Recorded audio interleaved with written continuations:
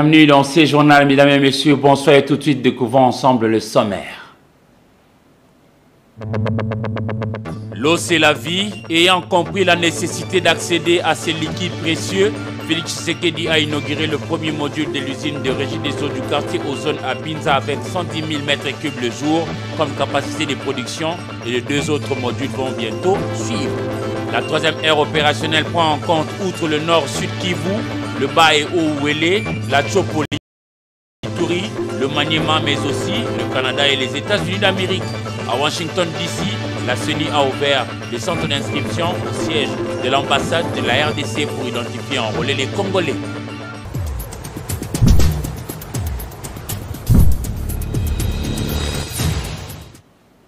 Mesdames et messieurs, encore une fois, bonsoir. À la fin de ce journal, vous suivrez une page magazine consacrée aux 2 ans de règne du Premier ministre Sama Lukonde Kyenge à la tête du gouvernement ici en République démocratique du Congo. Mais d'abord, alors que nous l'annoncions hier pour vendredi demain, donc, non, c'est plutôt aujourd'hui, jeudi 23 février 2023, que le chef de l'État congolais Félix-Antoine Tshisekedi Tshilombo a inauguré le premier module de l'usine de traitement d'eau potable de la régie des eaux au quartier Ozone. Nous sommes dans la commune de Ngaliema. Cette usine a la capacité de produire par jour 110 000 m3.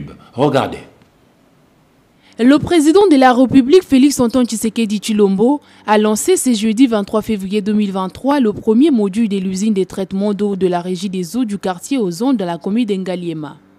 Plus qu'une simple usine, il s'agit d'un complexe industriel chargé de traiter et fournir de l'eau potable aux populations de la commune d'Engaliema et Mongafula dans la partie ouest de la capitale.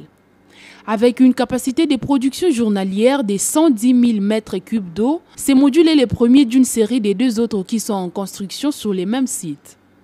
Selon les responsables de la régie des eaux, cette usine devra atteindre dans sa phase finale la même capacité de production que l'usine de traitement d'Ndjili, c'est-à-dire 330 000 m3 d'eau par jour, ce qui fera d'elle la plus grande usine de traitement d'eau potable en Afrique centrale. L'usine de Binza Ozone vient renforcer la desserte en eau potable de la ville de Kinshasa, jadis déficitaire.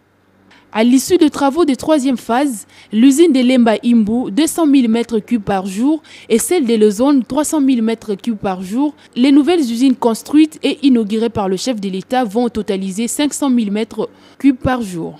Ajoutée aux anciennes infrastructures de production, la quantité d'eau produite va dépasser la barre d'1 million de mètres cubes d'eau par jour, de quoi améliorer significativement la desserte en eau potable dans la mégapole Kinshasa. Lancé par le président de la République en décembre 2019, les travaux de construction du centre de captage et de tous les compartiments de traitement ont duré 3 ans. La nouvelle usine de traitement d'eau de Binza Ozone vient s'ajouter aux 6 autres qui existent à travers la ville de Kinshasa. Ainsi, le président de la République Félix-Antoine Tshisekedi Tshilombo vient de gagner la guerre de l'eau dans la ville de Kinshasa.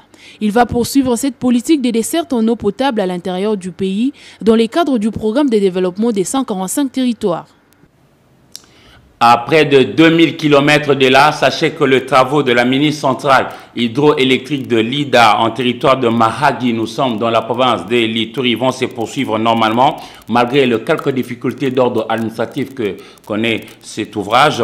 Le gouverneur militaire de cette partie de la République démocratique du Congo, le lieutenant-général Luboya Kanchama, a dit toute son implication pour réussir à concrétiser ce projet profitable aux populations de ce coin de la République démocratique du Congo. Junior Selemani. Implication personnelle du gouverneur militaire, le lieutenant-général Luboya Kanchama Johnny, dans le projet d'une mini-centrale hydroélectrique située au village de Lida, non loin du chef-lieu du territoire, réjoue la notabilité de Mahagi, une initiative et une contribution de fils et filles de ces territoires qui militent jour et nuit pour le développement de la province. Sous l'état de siège, une forte délégation a exprimé sa gratitude de niveau. C'est mercredi 22 février à l'autorité provinciale. Aujourd'hui, pratiquement, la délégation est satisfaite et il y a beaucoup d'avancées et pratiquement c'est rassurant. Nous sommes surtout satisfaits de la manière dont l'autorité a compris le souci majeur de la population habitant du territoire de Mahagi qui voudrait matérialiser l'idée de son excellence monsieur le chef de l'État fera de la nation par rapport au développement. L'initiative étant vraiment locale, il était important de l'autorité provinciale. C'est le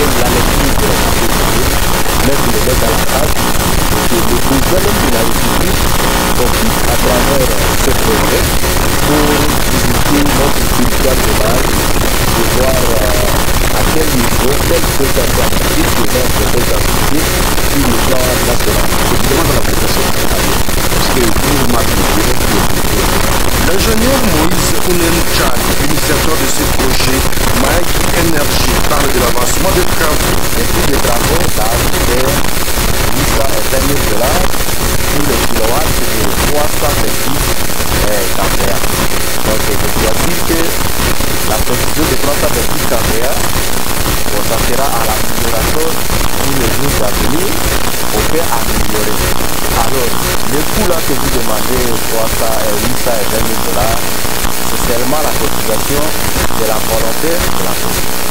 Ici, vous signalez que le peuple est lourd et répété pacifique, laborieux, plein d'initiatives de développement, suivant ainsi la logique du président de la République, Félix Antoine Tshisekedi Tshilombo, défenseur des intérêts de la population, un modèle à suivre pour d'autres communautés vivant en Ituri.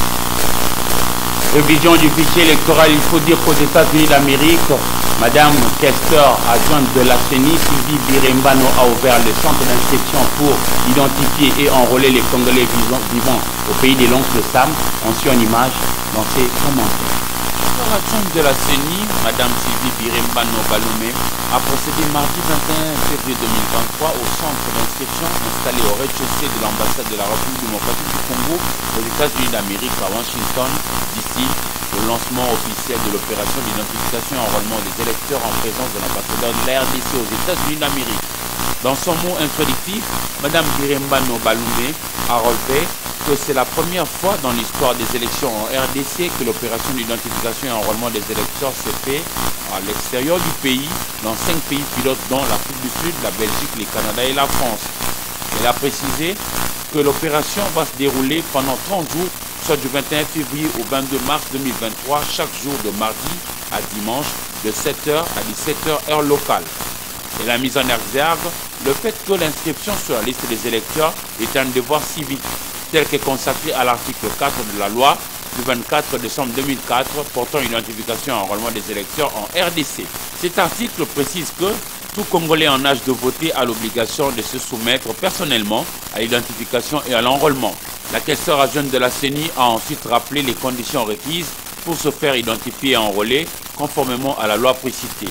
En ces articles 8, 9, à savoir être de nationalité congolaise, avoir 18 ans révolus à la date du dernier scrutin du cycle électoral, jurer de ses droits civils et politiques, ne pas être frappé d'une incapacité mentale totale médicalement prouvée, ne pas être militaire ni non plus policier en activité. Il faut en outre présenter soit un passeport congolais en cours de validité, soit une carte consulaire, chacune de ces pièces devant être présentées cumulativement avec soit une carte ou une attestation de résidence, soit une carte de séjour en cours de validité. Après les mots de lancement, l'ambassadeur de la RDC aux États-Unis a été la première personne à se faire identifier et enrôler et demande aux autres de lui emboîter le pas. Il n'a pas dérogé à la règle. Membre influent de la plateforme politique Action Peuple d'abord et encadreur de jeunes, maître Guy Richard Agwami Pombo s'est fait enrôler il y a quelques jours. Il a préféré le faire dans son Kaouka natal. Nous sommes là dans l'un des quartiers de la commune de Kalamou. Papi Kakassi pour le reste. En sa qualité de membre de la plateforme politique Action Peuple d'abord, s'inspirant de la vision du chef de l'État, Félix Tshisekedi, maître Guy Richard Agwami Pombo est allé remplir son devoir civique. Natif de Kaouka dans la commune de Kalamou, cet encadreur de jeunes et entraîneur de basketball City Kaouka a choisi le centre d'inscription de l'Institut Bakanja du quartier Vémin pour se faire enrôler. Accompagné de sa base solide, maître Guy Richard Agwami s'est fait enrôler et identifier. Après avoir passé toute la procédure, maître Richard Agwami Pombo a fièrement brandi sa carte d'électeur et a demandé à la population de lui emboîter les pas pour choisir les dirigeants tels que voulus par le président de la République, Félix Tshisekedi. Il y a beaucoup de gens qui ne croyaient pas qu'il y aura les élections, comme avait dit le chef de l'État, que nous soutenons tous dans l'Action Peuple d'abord, ainsi que dans son parti politique, que la plateforme Action Peuple d'abord trouve son fondement. au sein de l'Union pour la démocratie et le progrès social. Nous sommes parmi ceux-là qui soutiennent la vision du chef de l'État et nous voulons à ce qu'il y ait les élections paisibles pour le changement total. Oyo, Mabota Nyonso, Bazako Linga, et comme na mboka na biso, bilembo eza komimoni sama, na mboka na biso ke mokonza mboka oyo, aligni mboka na ye, pe aligni changement kota na mboka na ye. Après cette étape, Maître Guy Richard Agwami Mpombo compte fixer sa base sur ses ambitions futures politiques, toujours en concertation avec sa plateforme politique Action Peuple d'abord, qui fait partie de l'Union sacrée.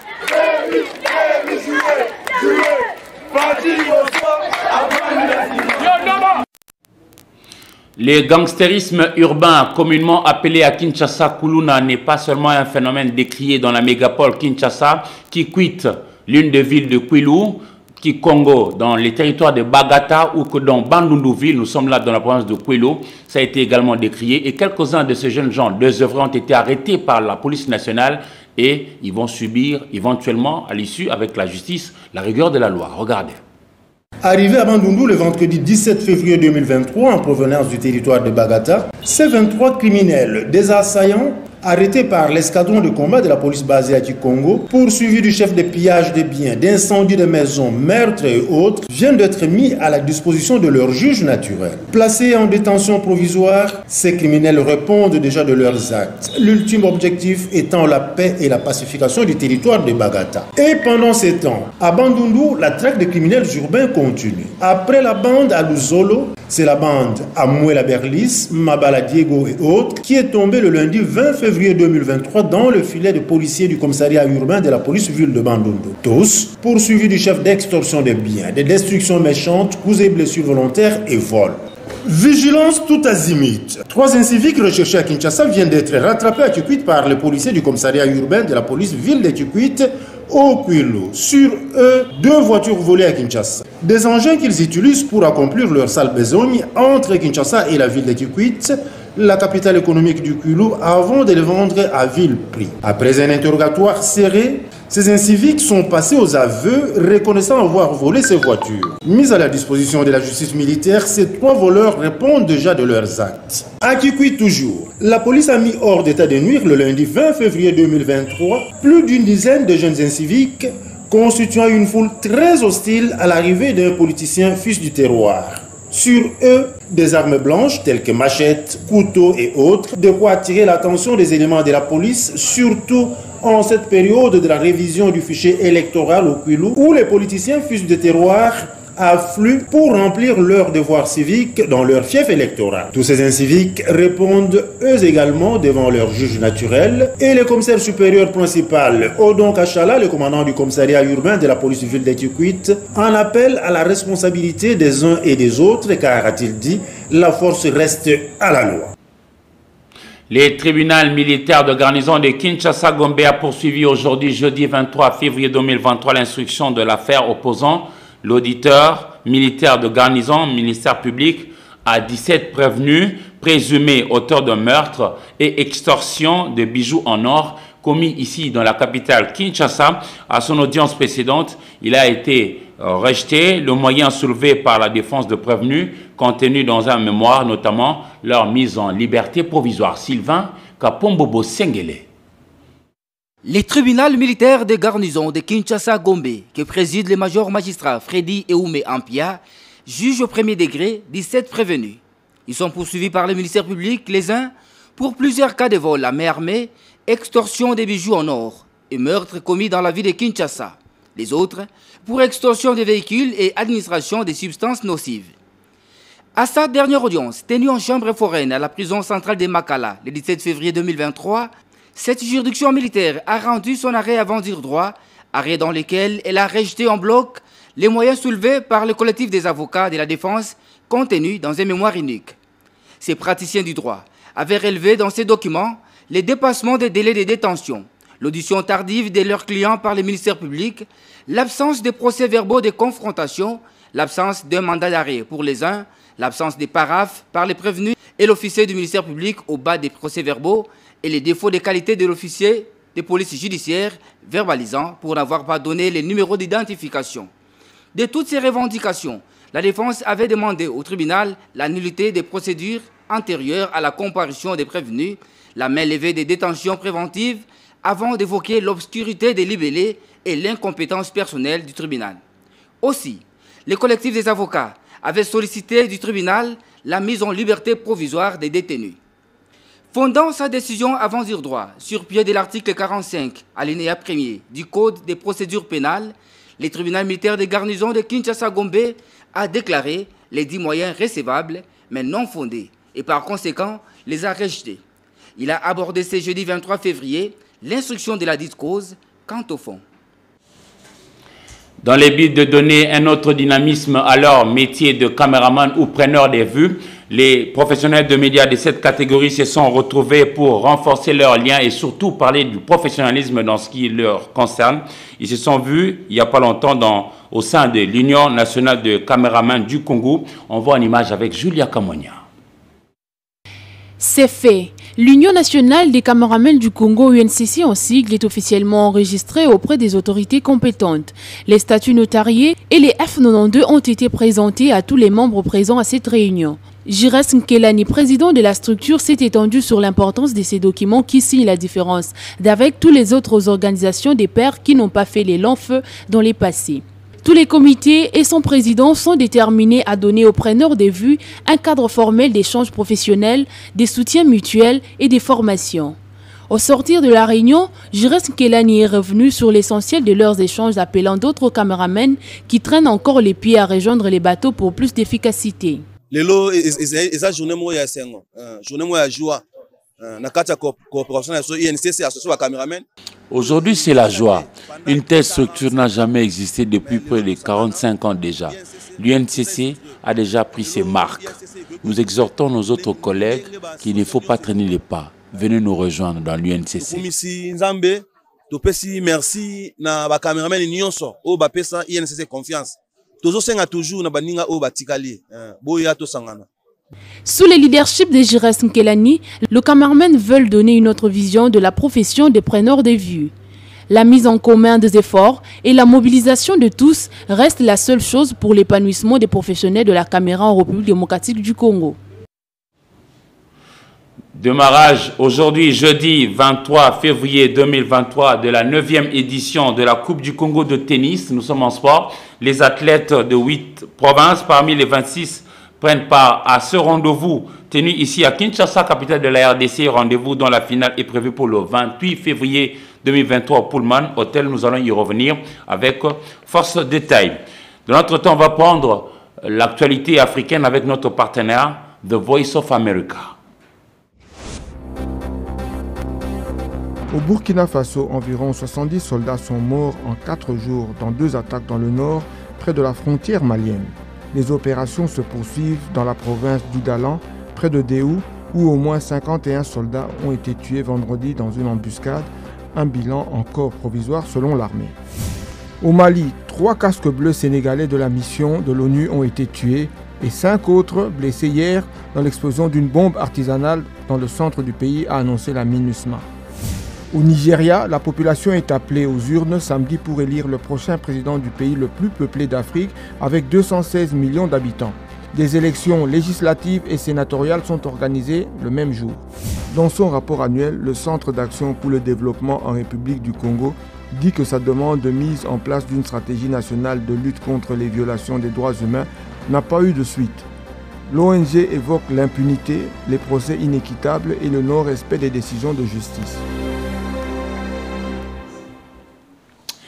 Il a déjà 2 ans depuis qu'il est à la tête du gouvernement national en République démocratique du Congo. Sama Lukonde Kyenge Jean-Michel est Premier ministre et il parle peu.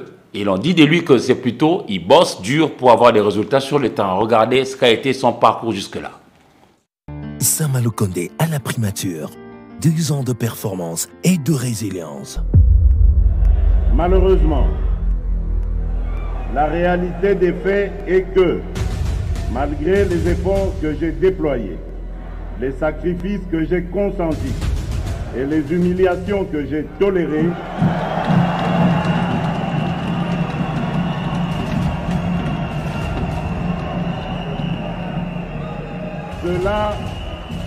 cela n'a pas suffi à faire fonctionner harmonieusement cette coalition. Après 2 années de confrontation du blocage de son action par le Front commun pour le Congo, FCC, le président de la République a réussi à rassembler autour de lui l'ensemble des forces politiques au sein de l'Union sacrée de la nation. Avec la mise en place historique de cette dynamique patriotique, l'opinion était suspendue au choix présidentiel du Premier ministre. Après plusieurs jours d'attente, Félix-Antoine Tshisekedi Tshilombo jettera à la surprise générale le 15 février 2021 son dévolu sur Sama Lukonde Kyenge, 44 ans, alors directeur général de la JICAMINE et ancien ministre de la Jeunesse et Sport. Et nommé Premier ministre, chef du gouvernement, Monsieur Jean-Michel Sama Lukonde Kyenge. Article 2. Sont abrogées toutes les dispositions antérieures contraires à la présente ordonnance qui entre en vigueur à la date de sa signature. Au 6e jour de sa nomination, Sama Lukonde débute les consultations des forces politiques et sociales du pays en vue de la formation du gouvernement. Il s'y est penché avec responsabilité et en temps record, conformément aux orientations du chef de l'État relatives 1. À la taille du gouvernement, 2. Au profil des futurs ministres et 3. Aux priorités du programme gouvernemental. Nous avons rassuré le Premier ministre qu'il va bénéficier d'un soutien sans faille de nos députés à l'Assemblée nationale et de notre regroupement en général. Dans l'audience que le groupe ici représenté a eu avec son Excellence le Premier ministre, il a été question très rapidement de nous brosser les grandes priorités qui seront les chevals de bataille de son action gouvernementale, à savoir la paix, la sécurité particulièrement à l'Est, mais également les grandes réformes pour que la population finalement retrouve du sourire.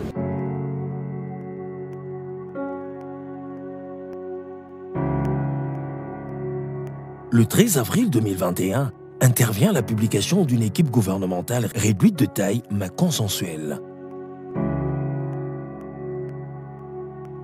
Inclusive et représentative de femmes, dont une vice-première ministre, ministre de l'Environnement, et l'autre, ministre d'État, ministre de la Justice. Mais aussi l'une des plus jeunes de l'histoire, nommée au poste de vice-ministre de l'Enseignement primaire et secondaire.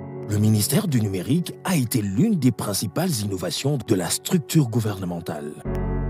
Nous venons à ce moment-là dans un contexte où nous avons une redéfinition de notre espace politique, notamment à l'Assemblée nationale. Et donc un élan de l'union sacrée de la nation où toute la population veut voir finalement le pays s'engager vers un véritable cap de changement. Et ce que ça demande à ce moment-là, c'est de garder tous les acteurs politiques qui acceptent de mettre un peu leur ego au bénéfice de l'attente et de la demande populaire après qu'elle ait été consultée par le président de la République. Et là, je crois que je devrais remercier tous ces acteurs qui avaient pris l'engagement d'accompagner le chef de l'État dans cet engagement de répondre à l'attente de la population. Après la formation du gouvernement, l'approbation du programme et l'investiture du gouvernement fut l'événement attendu en ce qu'il devait revêtir le gouvernement de l'onction parlementaire voulue avant le début de toute action.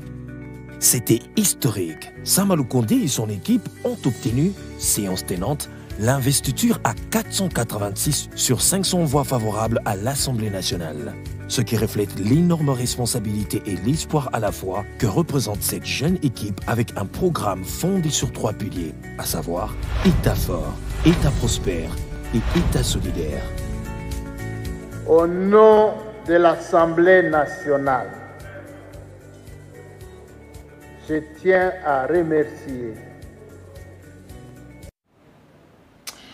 C'est la fin de ce journal, mais avant de nous séparer, je vous en rappelle le principal titre. L'eau, c'est la vie. Ayant compris la nécessité d'accéder à ces liquides précieux, Félix Tshisekedi a inauguré le premier module de l'usine de régie des eaux du quartier Ozone à Binza avec 110 000 m3 le jour comme capacité de production et les 2 autres modules vont bientôt suivre. La 3e ère opérationnelle prend en compte, outre le nord-sud Kivu, le bas et haut Ouélé, la Tchopoli-Touri, le Maniema, mais aussi le Canada et les États-Unis d'Amérique. À Washington DC, la CENI a ouvert des centres d'inscription au siège de l'ambassade de la RDC pour identifier et enrôler les Congolais.